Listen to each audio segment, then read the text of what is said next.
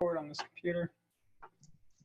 Okay, hey, Ryan here with James for the weekly mortgage update. Before we get started on rates, let's talk, James, about a process that I keep hearing come up with people who are actually downsizing. Maybe they have an empty nest and they're looking to move out of that bigger house into something smaller. What's that look like from a financing perspective, that process? Yeah, it's a good question, especially if the equity in the home is needed to purchase the new property. What I often say is that there's definitely some housekeeping items that you have to do prior to putting your house on the market, because once your house is listed, it's very difficult, or actually almost impossible, to unlock that equity towards the new transaction. So typically I would recommend either a line of credit makes a lot of sense. If you have enough equity and you need a couple $100,000 and you need to bridge the gap to selling the home, then you could take a line of credit on the current home before you list it, and obviously then when you sell it you'll be able to pay it off. And the advantage there is most lines of credit today are interest only for the first 10-year period, so it does reduce the liability compared to just going and getting a cash out refinance mortgage. Okay, so I want to go back a step. So you said you want to do this before you list the house, because once it's listed, it's going to be hard to take money out of the property. Yeah, most lenders today will not allow you to take equity out of a home that is listed for sale. Okay, so if you do want to downsize, and this seems like it would be less stress to get the money first than to depend on the sale of your house. Absolutely. So you would already have purchased the property you're going to move into. Yes, and also obviously from an offer perspective in a competitive situation, then you're not contingent upon the sale of your home either. Got it. So eliminates the need to do a contingent, sale of other property contingency, right? That's right. Now, if you're applying for a mortgage on the purchase, then we would just have to factor that payment into the overall DTI. But again, on an interest only line of credit at Prime today, which is 4.25 on 100,000, that's $42.50 a year. That's roughly $350 a month or so interest only payment that we would have to factor into the overall debt to income. And the fact that those funds are secured funds, they can easily be used for the new transaction. So they qualify as down payment money? Correct. That we just okay. So yeah. So you don't, unsecured funds are not allowed. Like, you can't take money on your credit card for a down payment. But if it's a line of credit tied to your home being secured, then that's acceptable. We just have to count that liability, that monthly payment, into the whole equation. So what if somebody's looking at maybe they don't plan on selling their current home, but they're looking for a house down here in Florida, for example, or a second investment property? Do they have to move in to do that, or do all the same rules apply? No, well, the same rules apply. And often we do have that conversation, especially, like you said, people moving from up here down to Florida. We can leverage the primary home here and buy the property down in Florida cash, right? So that's also a very good negotiating tool when you're negotiating on the purchase of the home. Okay, so let's recap this. We won't take everybody too long. Keep everybody too long today. Steps to take, when buying a downsized home. First, HELOC, right? Home equity line of credit. Yep. Get a home equity, and this is the ideal situation. We're not giving advice right here, James. It could be different depending on the scenario, and it might make more sense to just sell your house first for some people. Yeah, or if you're going to keep your house as well, if you're going to keep it then for investment purposes, for cash flow, then we could use the vacating rent of the property that you would be leaving also to qualify for the new loan. But typically when you are downsizing, baby boomers, there's, typically a lot of equity in the home that they're looking to leverage. Reverse mortgages are also, a good a good choice in this matter. Obviously, if you're in retirement years and you're buying a home that on paper at least you couldn't afford, you could use most people assimilate the reverse mortgage to taking the equity out of your house and not having to pay your mortgage. Many people don't realize that you can use a reverse mortgage for purchase. And so the formula kind of works the same way, but then you're going to get a mortgage amount and not make a mortgage payment, for the rest of your life based on your life expectancy. But HELOC is always the way to go, first way to go. It's very inexpensive. It's less punitive to the overall debt to income situation because the payment's interest only, and they're typically easier to get. Okay, so you get you secure your funds via the HELOC or reverse mortgage. You start shopping, make an offer, and then you make the application for the next mortgage, right? Yeah. And that's a good point too, Ryan. You won't pay any interest on that HELOC until you draw from it as well, right? So as compared to us doing a cash out refi, you're gonna, for that first month, you're gonna have a full payment regardless of whether the cash is sitting in the bank or not. Right, on HELOC in the meantime, while you're shopping or while you're negotiating, you have the money, but you're not paying on it. So yeah. It's really nice. And then most servicers out there today, especially the ones that we do work with, is that if you do sell the home and now you have an extra chunk of money on top of you wanted to pay down the principal and recast the payment, you're typically afforded to sometimes there's a couple $100 fee to do that, but you can then take the additional money from the sale, put it on either pay off the mortgage, or if you're going to keep a small mortgage for tax purposes, make a one-time principal payment and recast the payment based on the new mortgage amount. Okay, cool. So if you do better than expected on the sale of your home, you can always lower the payment or the balance on the next mortgage. Exactly. So, and then of course the fourth step here would be that. So you've completed the transaction and you have a place to move to, right? Because you've got your house. Now it's safe to sell your current home if you're not planning to stay, right? That's right. Sell your current home. And if you follow this process, you're going to avoid a lot of the stress. I know a lot of people, I hear them talk, they're like, well, I need to sell this house first before I can move down to Florida. Yeah. So this process, if you know somebody who's thinking about doing that or you are yourself, show them this video. This process will save you a lot of stress and won't cost you really anything extra at all. In fact, it might help you get a better deal on that second house because you'll have more bargaining power, negotiating power.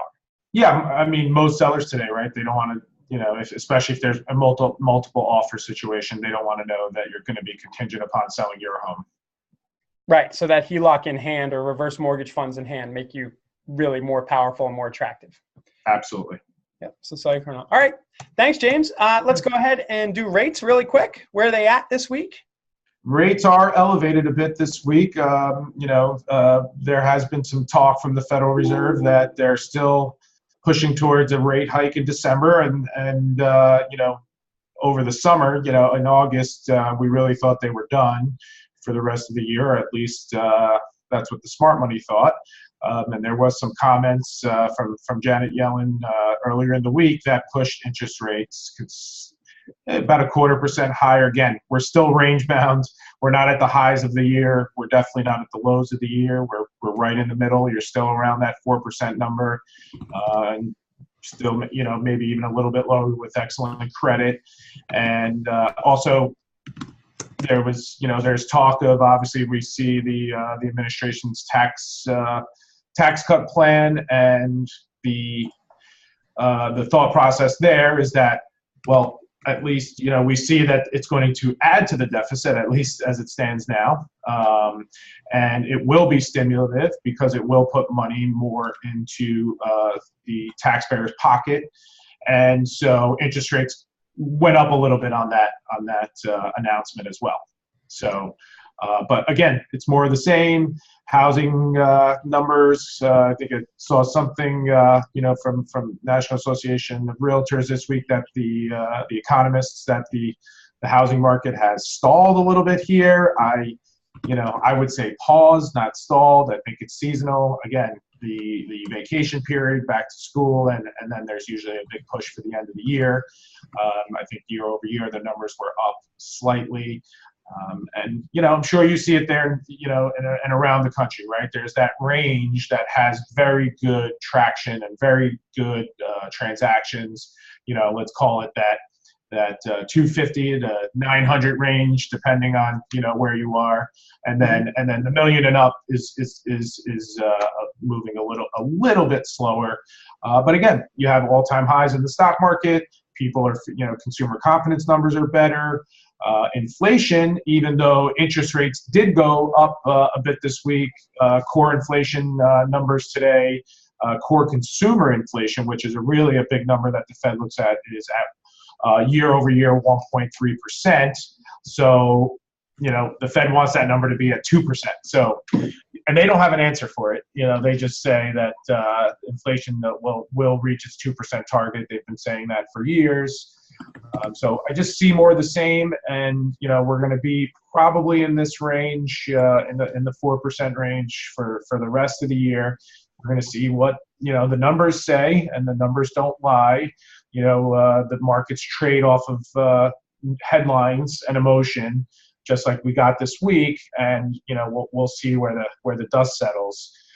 But again, I don't see any huge major catalysts. Tax reform would be great. It would put money back in the taxpayer's pocket, but I don't think that translates to, hey, let me go spend a bunch more money. Yeah.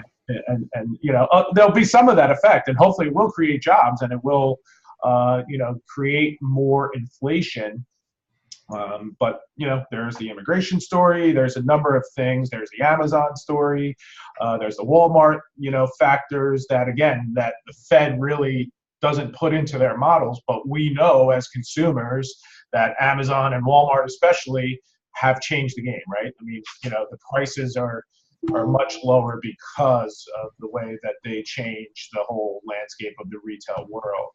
And from the immigration side, there was reading a really good article, I think it was in Bloomberg, that the person that's hurt the most from illegal immigration are the immigrants that came here legally, that typically would do those lower paying jobs, and because of illegal immigration, those wages have gone down even further. So the article was kind of hinting at that big business, like big farms that use a lot of immigrant workers. They're the ones that are kind of pushing back against the E-Verify system, because if everybody was E-Verified, then that would probably increase wages, for low wages. And I thought it was an interesting perspective. I hadn't really heard that. Where was that article? I'm sorry? Where was that article? I believe it was in Bloomberg. I read it this morning. So somebody wants to look it up. Bloomberg on 9/9. Yep.